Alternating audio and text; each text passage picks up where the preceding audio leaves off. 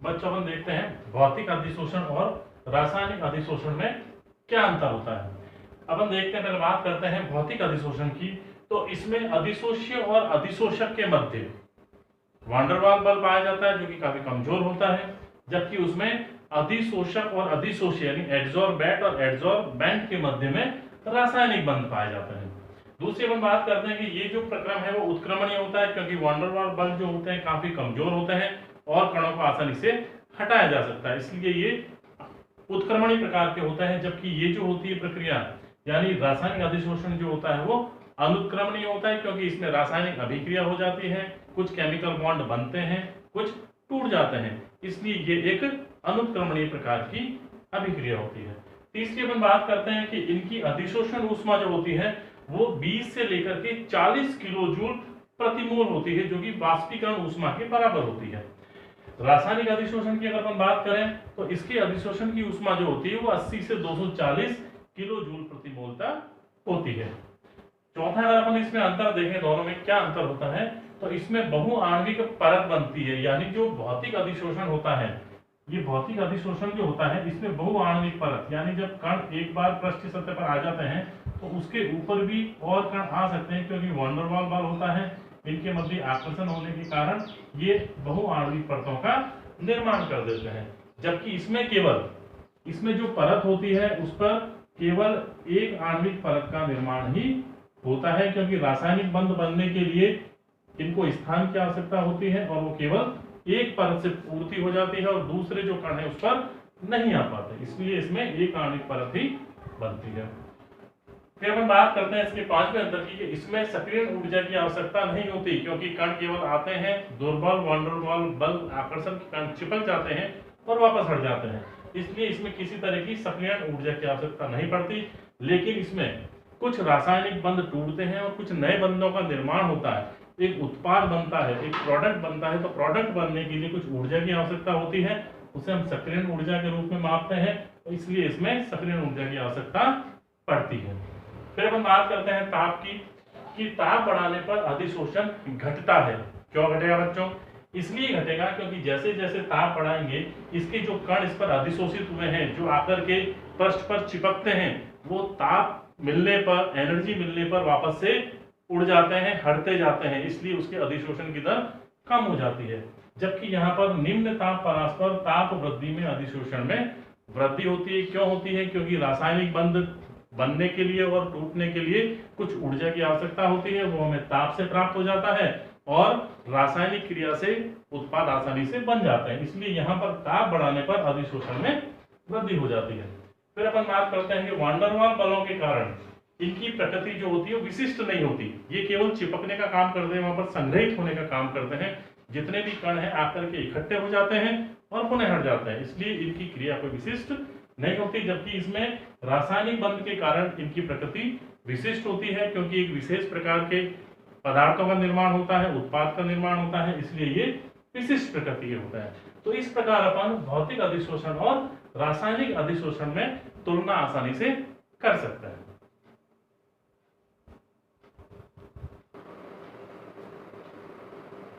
बच्चों को अपन पढ़ते हैं ठोस अधिशोषकों पर गैस का अधिशोषण, यानी गैसों का जब ठोस पदार्थ पर अधिशोषण होता है तो उसके बारे में अपन पढ़ेंगे। उसमें पढ़ेंगे कि जब गैस अधिशोषित होती है किसी पृष्ठीय सतह पर तो कौन कौन से फैक्टर्स हैं, कौन कौन से कारक हैं जो उसके इस अधिशोषण को प्रभावित करते हैं। तो इसके अंदर अपन देखते हैं कि सबसे पहला जो कारक है वो होता है अधिशोष्य, यानी जो अधिशोषित होती है, यानी गैस है, अपन गैस की बात कर रहे हैं, तो गैस की प्रकृति, यानी गैस की प्रकृति कैसी है उस आधार पर अधिशोषण का जो प्रक्रम होता है वो निर्भर करता है। अपन बात करते हैं कि ऐसी गैसें जो आसानी से द्रवित हो जाती हैं, जैसे कि carbon dioxide, ammonia, sulphur dioxide, H2S gas और SO3 गैस, ये जो गैसें हैं ये आसानी से द्रवित हो जाती हैं, इसलिए ये किसी भी ठोस की सतह पर आसानी से या शीघ्रता से अधिशोषित हो जाती हैं। जबकि हाइड्रोजन, नाइट्रोजन, ऑक्सीजन आदि गैसें जो होती हैं उनका अधिशोषण आसानी से नहीं होता, क्योंकि ये आसानी से द्रवित नहीं होती हैं। अब अपन देखते हैं कि गैसों के अधिशोषण का घटता क्रम, यानी कौन सी गैस जो है वो आसानी से अधिशोषित होती है और कौन सी तेजी से होती है। तो SO2 जो है वो सबसे अधिक अधिशोषित होती है, फिर अमोनिया, उसके बाद HCl, CO2, CH4, carbon monoxide, nitrogen और हाइड्रोजन। कई बार बच्चों ये प्रश्न पूछा जाता है कि क्या कारण है कि सल्फर डाइऑक्साइड का अधिशोषण अमोनिया से शीघ्रता से होता है, यानी सल्फर डाइऑक्साइड अमोनिया से पहले या आसानी से अधिशोषित हो जाती है, क्यों? इसका सीधा सा कारण ये है कि वह गैस जिसका क्रांतिक ताप यानी क्रिटिकल टेम्परेचर जो होता है वो अधिक होता है, वो उतनी ही आसानी से किसी भी पृष्ठीय सतह पर अधिशोषित हो जाती है। क्रांतिक ताप क्या होता है? क्रांतिक ताप वह न्यूनतम ताप होता है जिस पर कोई गैस जो है वो आसानी से द्रव में बदल जाती है। तो इसका क्रांतिक ताप अमोनिया से अधिक होने के कारण ये अधिक आसानी से ठोस की सतह पर अधिशोषित हो जाती है। फिर अपन इसके दूसरे जो प्रभाव है उसकी बात करते हैं, ताप का प्रभाव, कि ताप जो होता है वो गैस के अधिशोषण को किस प्रकार से प्रभावित करता है। इसमें अपन दोनों की जो दो प्रकार की जो अपन अधिशोषण अभी अपन ने पढ़ा है, भौतिक अधिशोषण और रासायनिक अधिशोषण, तो दोनों की दोनों अधिशोषण जो है वो ताप के साथ अलग अलग प्रभाव दिखाते हैं। पहले अपन बात करते हैं भौतिक अधिशोषण की, कि भौतिक अधिशोषण में देखो अपन ग्राफ की सहायता से अगर देखें तो भौतिक अधिशोषण जो होता है वो निम्न ताप पर उसका मान अधिक होता है, लेकिन जैसे जैसे ताप बढ़ता जा रहा है भौतिक अधिशोषण का मान भी कम होता जा रहा है, यानी अधिशोषण की जो मात्रा है वो कम होती जाती है। ऐसा क्यों होता है? ऐसा इसलिए होता है बच्चों कि जैसे ही टेम्परेचर बढ़ेगा तो ये सतह पर जो अधिशोषित कण है ये गतिज ऊर्जा प्राप्त करके यहाँ से विशोषित होने लग जाते हैं, निकलने लग जाते हैं, जिससे अधिशोषण की दर जो है वो कम हो जाती है। इसलिए ताप बढ़ाने पर भौतिक अधिशोषण हमेशा कम होता है। जबकि अपन बात करते हैं रासायनिक अधिशोषण की, इसमें क्या होता है, जैसे जैसे पहले ताप इसमें बढ़ाते हैं, इंक्रीज किया जाता है तो होता क्या है, कुछ बंध बनने के लिए और टूटने के लिए ऊर्जा की आवश्यकता होती है। तो जैसे ही ताप बढ़ाते हैं ग्राफ जो है देखो उत्पाद की तरफ जा रहा है, ऊर्जा की आवश्यकता हुई, नए बॉन्ड बने, बनते ही उत्पाद बन गया। उत्पाद बनने के बाद फिर अगर आप ताप और अधिक बढ़ाओगे तो जो उत्पाद बना है, जो प्रोडक्ट बना है वो अपनी स्थान से फिर गतिशील होने लग जाता है। इसलिए अत्यधिक उच्च ताप पर फिर अधिशोषण की दर पुनः कम होने लगती है। तो इसलिए ताप बढ़ाने पर पहले रासायनिक अधिशोषण की दर बढ़ती है, एक निश्चित लिमिट आने के बाद में फिर अगर और ताप बढ़ाया जाएगा तो उच्च ताप पर वापस से घटने लगती है। इस वेरिएशन का कारण है कि इसमें नए बंध बनते हैं, उसके लिए ऊर्जा की आवश्यकता होती है और ये जो एनर्जी होती है उसको हम सक्रियण ऊर्जा कहते हैं। तो ये प्रश्न भी पूछा जाता है कि सक्रियण ऊर्जा जो है वो किस प्रकार के अधिशोषण में इन्वॉल्व होती है, वो होती है रासायनिक अधिशोषण में बच्चों। ठीक है, फिर हम बात करते हैं तीसरे प्रभाव की, वो होता है दाब का प्रभाव। दाब का प्रभाव क्या होता है कि भौतिक और रासायनिक दोनों प्रकार के जो अधिशोषण होते हैं उसमें दाब बढ़ाने पर, जैसे जैसे दाब बढ़ाएंगे तो जो कण हैं, ये जो कण हैं दाब के कारण पहले इनकी मात्रा में वृद्धि होगी, अधिशोषण की मात्रा बढ़ेगी। जैसे जैसे दाब बढ़ेगा, प्रेशर बढ़ेगा, कण जो हैं वो अधिशोषित होने लग जाएंगे और अधिक अधिशोषित होंगे। लेकिन एक सीमा आने के बाद जब इसमें पूरे के पूरे कण जो होते हैं वो अधिशोषित हो जाते हैं, पृष्ठीय सतह जो होती है वो भर जाती है, उसके बाद क्योंकि इसमें जगह नहीं होती अधिशोषित होने की, फिर अगर ताप कितना ही बढ़ा दिया जाए, ताप को हम कितना ही बढ़ा दें, उसमें अधिशोषण की मात्रा नहीं होती, अधिशोषण नहीं होता। इसलिए उच्च दाब पर अधिशोषण जो है वो स्थिर हो जाता है, एक उसमें स्टेबिलिटी आ जाती है, क्योंकि इसमें जो है अधिशोषित होने की जगह नहीं रहती। इसी कारण से उच्च दाब पर अधिशोषण जो है वो स्थिर होता है, लेकिन निम्न दाब पर अगर दाब बढ़ाया जाए तो अधिशोषण की मात्रा बढ़ती है। फिर अपन इसकी बात करते हैं अगले प्रभाव की।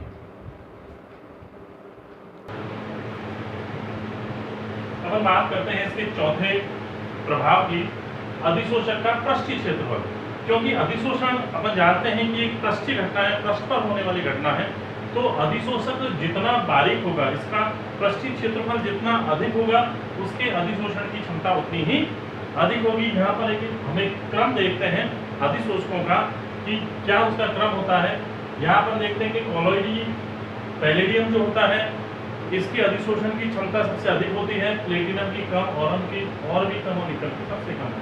क्यों होती है? क्योंकि इसका पृष्ठीय क्षेत्रफल सबसे कम होता है इसका पृष्ठीय क्षेत्रफल सबसे अधिक होता है। तो बच्चों जिसका पृष्ठीय क्षेत्रफल सबसे अधिक होगा उसके अधिशोषण की क्षमता उतनी ही अधिक होगी। इसलिए जितना बारीक या चूर्ण के रूप में कोई अधिशोषक होता है उसके क्षेत्रफल उतना ही अधिक होता है और अधिशोषण उसकी उतनी ही अधिक होती है। फिर हम बात करते हैं अधिशोषक का सक्रियण। क्या होता है अधिशोषक का सक्रियण? कि किसी भी अधिशोषक का की अधिशोषण क्षमता को बढ़ाना, उसकी जो अधिशोषण की क्षमता को जो बढ़ाया जाता है उसको हम कहते हैं उसका सक्रियण करना, उसको एक्टिवेट करना। एक्टिवेट करने को ही उसका सक्रियण कहा जाता है, ताकि वो अधिक से अधिक विभिन्न गैसों को या जो भी उस पर आने वाले अधिशोष्य हैं उसको आसानी से अधिशोषित कर सके।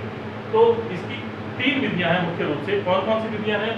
कि पहली तो है कि ठोस अधिशोषकों की सतह को यांत्रिक विधियों द्वारा खुरदरा बनाकर, यानी उसकी जो सतह है उसको अगर हम यांत्रिक विधियों से खुरदरा बना दें तो उसका क्षेत्रफल बढ़ जाएगा, उसकी सक्रियता बढ़ जाएगी। दूसरा है बड़े अधिशोषकों को बारीक पीसकर उनका पृष्ठीय क्षेत्रफल अगर बढ़ा दिया जाए तो भी उनकी सक्रियता बढ़ जाएगी। तीसरा जो कारण है इसका वो है पहले से अधिशोषित अशुद्धियों को हटाकर, यानी कोई अधिशोषक जो है उसमें पहले से कुछ अशुद्धियां उपस्थित है तो उसकी सक्रियता कम हो जाती है। अगर हम उसकी उन अशुद्धियों को निकाल दें, हटा दें, तो वो सक्रिय हो जाता है। इसका एक सबसे अच्छा उदाहरण है चारकोल का।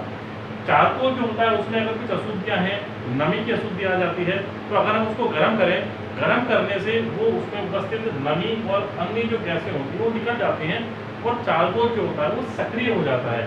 इसलिए उसे हम सक्रिय चारकोल कहते हैं।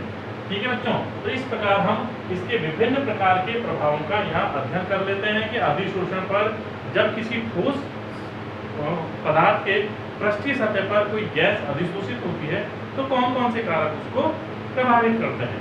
इसका जो अगला वीडियो अपना जो होगा उसमें अपन अगले पॉइंट को पढ़ेंगे बच्चों। तो आपको अगर अगला इसका भाग पढ़ना है तो आप इस YouTube को सब्सक्राइब करें। धन्यवाद।